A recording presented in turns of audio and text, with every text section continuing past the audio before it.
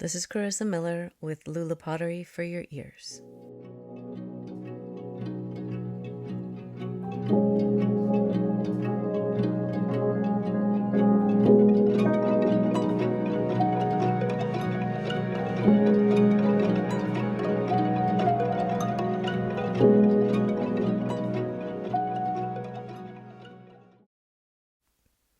On my last recording, what makes me a good potter?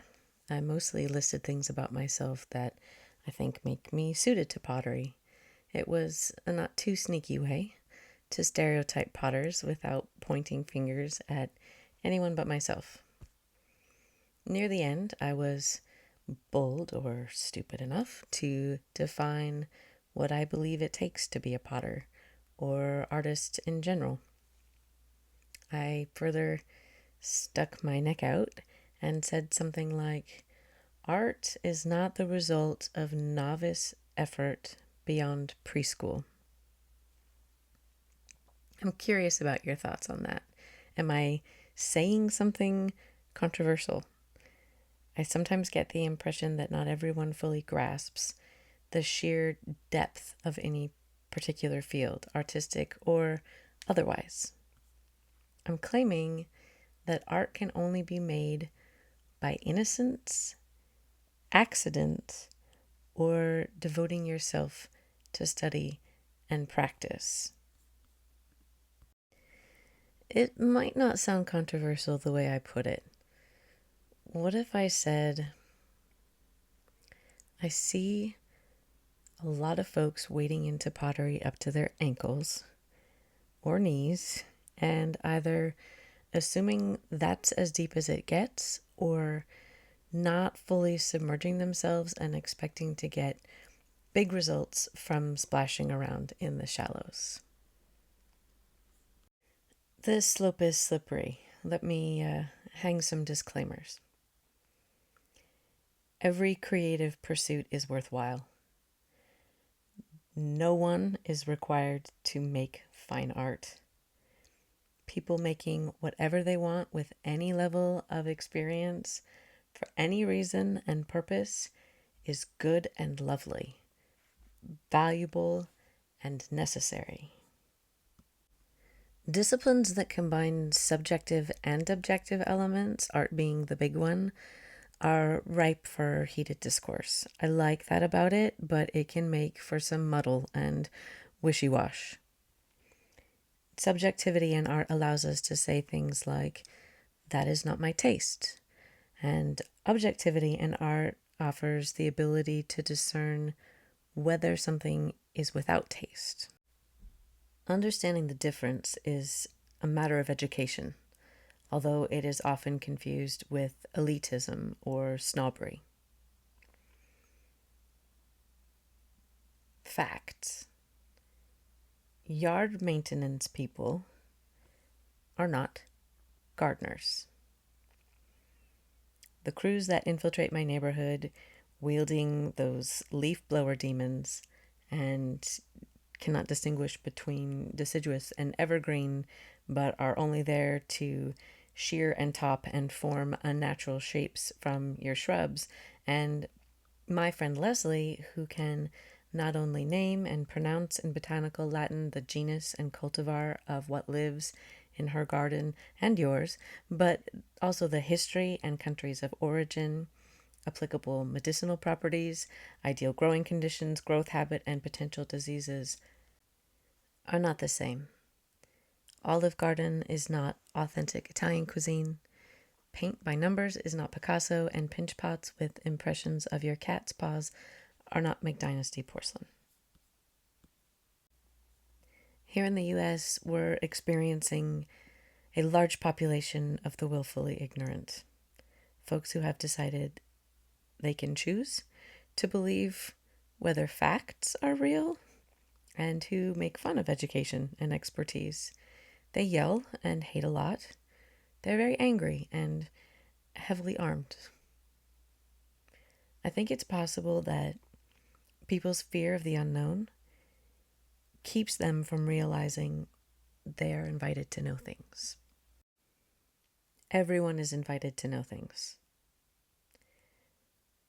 Pottery is kind of a choose your own adventure situation these days that doesn't require deep, broad knowledge of all the components.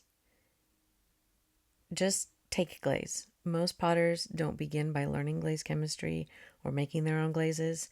I learned that it's even just within my lifetime that pre-made commercial glaze has been available. This removes a giant barrier to entering the pottery pool. With these water wings, one can focus on developing so many other necessary skills. I absolutely used commercial glaze starting out. It may even be great long term. I know wonderful potters who found the perfect clay body and glaze combinations for them and choose not to bother with the hassle of heaving 50-pound bags of powdered rocks and mixing and sieving. Oh, the sieving of homemade glaze. At some point, even if you aren't going to develop your own recipes, you will be limited without some basic glaze knowledge. Something will come out of the kiln different than it usually does. It could be something is off with the glaze, but you won't know that it's that or what it is because you don't know what's in your glaze, because you didn't make it. You won't be able to troubleshoot or solve the issue. Unless the elements in your kiln are worn out. It's probably that. You will be a better potter if at some point you make some glaze and do some tests, read some books, take a class. More information means better informed. I tend to believe that potters are a lifelong learning bunch by nature, so this talk may be better directed at those who are just starting out or people who are just kind of half-assing it. Knock it off. Just look at what boxed dinners have done for modern society. Convenient, no-brainer food isn't as tasty or nutritious, especially when you could have total control of the ingredients, the recipe, the preparation, the flavors. You could learn to grow the ingredients, raise and harvest your own food, know the name of the chicken who laid your eggs. Anything you can name can be turned into a subject that could be explored and studied for an entire life. One tiny part of that subject could be your whole profession. Everything has a deep end. Everything has the ability to tour you across the world and through history. Shoes have an origin story in every culture across the whole world. Shoes have played pivotal roles in war. Think of the value of fallen soldiers' boots, or the debilitation of an army without proper footwear. There's the craft of shoemaking and its tools, the history of the trade, the role of the cobbler in society, the role of shoes in fashion, the science of the movement of the foot and the best shoe for foot health, shoe manufacturing, factory working conditions, geopolitics, waste, recycling, cost, value, entire economies. The whole world exists in a shoe. It took very real effort to think of that list off the top of my head just now instead of Googling, and now I very much want to know a lot of things about shoes. But typically, you just need a pair of shoes. So you find some shoes, easier said than done when you're autistic, and you wear your shoes and you get on with your life. There are more important things to pay attention to. Sure. But what? I was assigned this project in college ecology class 20 years ago, and it has stuck with me so that it comes up rather often. We were to pick anything like I just did with shoes and follow it to demonstrate what I just did, that you can learn everything about the world from a shoe or a potato or button. I chose salt, and it did not disappoint. Did you know that sal, the Latin root for salt, is where we get the word salary, and that Roman soldiers were paid a salarium, which there is some dispute on this, is either to have been payment in actual salt or money for buying salt, which was at one time thought to be finite. precious as flavoring and essential for food preservation in the time before refrigeration. I would love to go on. I may be an extreme example of the joys of deep diving, but if it can't be every single thing, I do hope everyone has something that grabs them and demands their deepest understanding. And I hope that if you want your life to be making pottery, that you are all in. Everything is here. And just as the availability of ready-made glazes remove a barrier to entry for people who want to try pottery, so does the vast availability of study material to the self-motivated student.